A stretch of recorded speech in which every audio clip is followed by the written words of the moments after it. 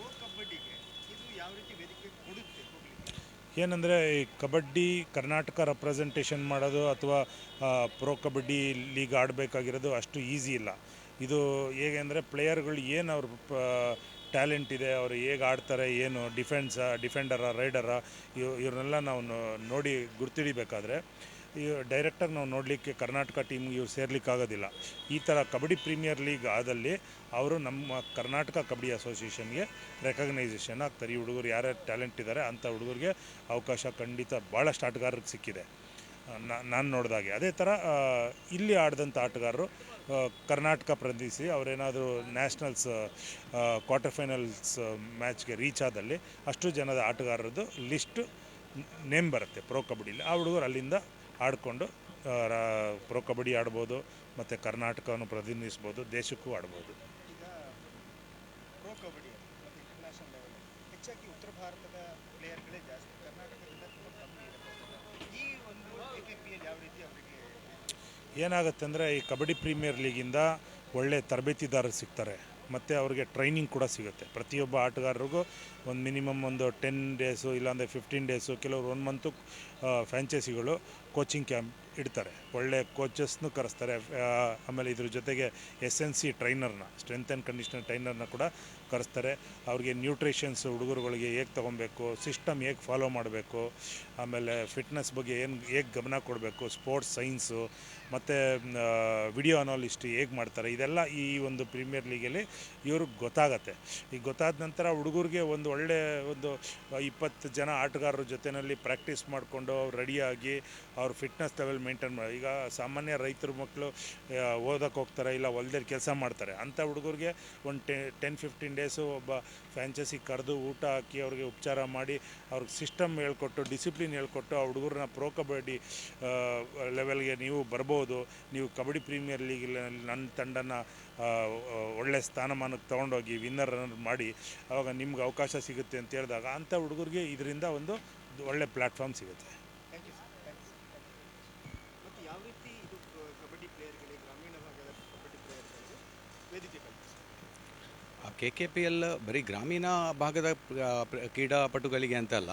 ಈಗ ನಾವು KKPL ಒಂದು ಏನು ಪ್ಲ್ಯಾನ್ ಮಾಡಿದ್ದೇವೆ, ಇದು ಇವತ್ತು ಒಂದು ದಿವಸ ಮಾಡಿದ ಪ್ಲ್ಯಾನ್ ಅಲ್ಲ. ನಮ್ಮದು ಏನು ಈ ತಂಡ ಇದೆ, ನಾವೊಂದು 3 ವರ್ಷದಿಂದ ಮಂಗಳೂರು ಕಬಡ್ಡಿ ಪ್ರೀಮಿಯರ್ ಲೀಗ್ ಅಂತ ಯಶಸ್ವಿಯಾಗಿ ನಡೆಸ್ತಾ ಬಂದಿದ್ದೇವೆ. ಅದೊಂದು 3 ಸೀಸನ್ ಆಗಿದೆ. ಓಕೆ, ಈ 3 ಸೀಸನಲ್ಲಿ ಪ್ರತಿ ಸೀಸನಲ್ಲಿ 8 ಇಲ್ಲಿಯ ತಂಡಗಳು ಭಾಗವಹಿಸಿದವು. ಹಾಗೆ ಅದು ನಮ್ಮ ಒಂದು ಕನಸಾಗಿತ್ತು. 3 ಸೀಸನನ್ನು ಸಕ್ಸಸ್ಫುಲ್ಲಾಗಿ ಮಾಡಿದರೆ ಕರ್ನಾಟಕ ಕಬಡ್ಡಿ ಪ್ರೀಮಿಯರ್ ಲೀಗ್ ಅಂತ ಒಂದು ದೊಡ್ಡ ಮಟ್ಟದಲ್ಲಿ, ರಾಜ್ಯ ಮಟ್ಟದಲ್ಲಿ ಒಂದು ಪ್ರೀಮಿಯರ್ ಲೀಗನ್ನು ಮಾಡಬೇಕನ್ನೋದು ನಮ್ಮ ಒಂದು ಏನು ಪ್ರೊಜೆಕ್ಟ್ ಇತ್ತು. ಸೊ ನಾವು ಯಶಸ್ವಿಯಾಗಿ 3 ಸೀಸನನ್ನು ಲಾಸ್ಟ್ ಸೆಪ್ಟೆಂಬರಲ್ಲಿ ಮುಗಿಸಿದೆವು. ಅದರ ನಂತರ ಈ ಕರ್ನಾಟಕ ಕಬಡ್ಡಿ ಪ್ರೀಮಿಯರ್ ಲೀಗ್ ಅಂತ ಏನು ನಮ್ಮ ಪ್ಲ್ಯಾನ್ ಇತ್ತು, ಅದನ್ನು ನಾವು ಸ್ಟಾರ್ಟ್ ಮಾಡಿದಾಗ ಒಳ್ಳೆ ರೀತಿಯಲ್ಲಿ ನಮಗೆ ಸಹಕಾರ ಕೊಟ್ಟರು ಕರ್ನಾಟಕ ರಾಜ್ಯ kabaddi association, amateur kabaddi association. ಅವರ ಈ ಸಹಕಾರದಿಂದಾಗಿ ನಾವು ನಮ್ಮ ಏನು ಯೋಜನೆಯನ್ನು ಇವತ್ತು ಒಂದು ಯಶಸ್ವಿಯಾಗಿ ಒಂದು ಮಂಗಳೂರಲ್ಲಿ ಅದರ ಲಾಂಚಿಂಗನ್ನು ಮಾಡಿದ್ದೇವೆ. ಅದರ ಪ್ರೋಮೋ ಒಂದು ರಿಲೀಸ್ ಮಾಡಿದ್ದೇವೆ. ಸೊ AKPL ಎಷ್ಟು ತಂಡಗಳು ಆಡ್ತವೆ ಮತ್ತು ಯಾವ್ಯಾವ ತಂಡಗಳು? ಇದರಲ್ಲಿ 8 ತಂಡಗಳಿರುತ್ತೆ. 8 ತಂಡಗಳಂದರೆ 8 ಜಿಲ್ಲೆಗಳನ್ನು ಅದು ರೆಪ್ರೆಸೆಂಟ್ ಮಾಡುತ್ತೆ. ಈಗ ಆಲ್ರೆಡಿ 4 ಟೀಮ್ಗಳನ್ನು ಫೈನಲ್ ಮಾಡಿದ್ದೇವೆ. ಇನ್ನೂ 4 ಟೀಮು ಫೈನಲ್ ಆಗಬೇಕಷ್ಟೇ. ಈ 4 ತಂಡಗಳು ಅವರ ಹೆಸರು ಏನಂತ ಅವರು ರಿವೀಲ್ ಮಾಡಿಲ್ಲ. 4 ತಂಡ ಅಂದರೆ ಅದು ಅವರ ಓನ್ ಫ್ರ್ಯಾಂಚೈಸಿ, ಅದು ಅವರ ಪ್ರೈವೇಟ್ ಪ್ರಾಪರ್ಟಿ ಅದು. ಓಕೆ, ನಮ್ಮಲ್ಲಿ ಒಂದು ಲೈಫ್ ಟೈಮ್ ಅಗ್ರಿಮೆಂಟ್ ಅವರಿಗೆ ಮಾಡಿಕೊಟ್ಟಿರ್ತೇವೆ. ಅಂದರೆ ಈಗ ಎಕ್ಸ್ಕ್ಲೂಸಿವ್ನೆಸ್ ಇರುತ್ತೆ. ಈಗ ಮಂಗಳೂರು ತಂಡವನ್ನು ಯಾರು ಪರ್ಚೇಸ್ ಮಾಡಿದ್ದಾರೆ, ನಮ್ಮ ಆತ್ಮೀಯರಾದಂಥ ಮೊಯ್ದೀನ್ ಬಾವ್ ಅವರು. ಸೊ ನಾವು ಇನ್ನೊಂದು ತಂಡ ಮಂಗಳೂರಿಗೆ ಕೊಡುವಾಗಿಲ್ಲ, ಬೆಂಗಳೂರಿಗೆ. ಅದೇ ರೀತಿ ಬೆಂಗಳೂರು ತಂಡವನ್ನು ಪರ್ಚೇಸ್ ಮಾಡಿದ್ದಾರೆ ಆನಂದ್ ಗೌಡರು. ಸೊ ಅವ್ರ ಹತ್ರ ನಮಗೊಂದು ಅವ್ರಿಗೆ ಒಂದು ಸೇಲ್ ಅಗ್ರಿಮೆಂಟ್ ಇರುತ್ತೆ, ನಮ್ಮದು ಫ್ರ್ಯಾಂಚೈಸಿ ಅಗ್ರಿಮೆಂಟ್ ಇರುತ್ತೆ. ನಾವು ಎಕ್ಸ್ಕ್ಲೂಸಿವ್ನೆಸ್ ಅವರಿಗೆ ಜಿಲ್ಲೆಗೆ ನಾವು ಮತ್ತೊಬ್ಬರಿಗೆ ಕೊಡೋ ಹಾಗಿಲ್ಲ. ಅದೇ ರೀತಿ ಕಮರ್ಷಿಯಲ್ ಫ್ರೀಡಮ್ ಇರುತ್ತೆ. ಅಂದರೆ ಆ ತಂಡ ಅವರ ಪ್ರಾಪರ್ಟಿ ಅದು. ಇದೊಂದು ಏನು ಹೇಳ್ತೀವಿ, ಅವರು they are not hour sponsors, they are the owners, that is their own property. ನಾವು ಅದಕ್ಕೆ ದೇ ಹ್ಯಾವ್ ಕಮರ್ಷಿಯಲ್ ಫ್ರೀಡಮ್. ಅಂದರೆ ಈಗ ಅವರು ಅದಕ್ಕೆ ಬೇರೆ ಯಾರನ್ನು ಪಾರ್ಟ್ನರ್ಸ್ ತಗೊಳ್ಳೋದಾ ಇಲ್ಲ ಸ್ಪಾನ್ಸರ್ಸ್ ಅದೆಲ್ಲ ಅದು ಅವರ ಇದಾಗಿರುತ್ತೆ. ಬಟ್ ನಮ್ಮಲ್ಲಿಗೆ ಒಂದು ಕಂಡೀಷನ್ ಇರುತ್ತೆ, ಒಂದು ಪರ್ಟಿಕ್ಯುಲರ್ ಅಮೌಂಟ್ ಇಲ್ಲಿ ಪೇ ಮಾಡಬೇಕಾಗುತ್ತೆ ಎವ್ರಿ ಇಯರ್.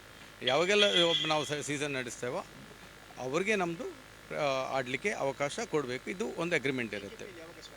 KKP ಈಗ ಯಾವುದು ಈಗ ಇವತ್ತಿನವರೆಗೆ ನಾವು ಲೋಗೋ ಒಂದು ರಿಲೀಸ್ ಮಾಡಿದ್ದಲ್ಲದೆ ಲೋಗೋ ಮತ್ತು 4 ಅದನ್ನು ಸ್ಟೆಪ್ ಬೈ ಸ್ಟೆಪ್ ನಾವು ಈಗ ನಮ್ಮ ಇನ್ನೊಬ್ಬರು ಡೈರೆಕ್ಟ್ರ್ ಇದ್ದಾರೆ, ನಿಮಗೆ ಗೊತ್ತಿದೆ, ಶೇಖರ್ ಮೂರ್ತಿ ಅಂತ, ಅವರು ಟೈಮ್ಗೆ ಇದನ್ನು ರಿವೀಲ್ ಮಾಡ್ತಾ ಬರ್ತಾರೆ.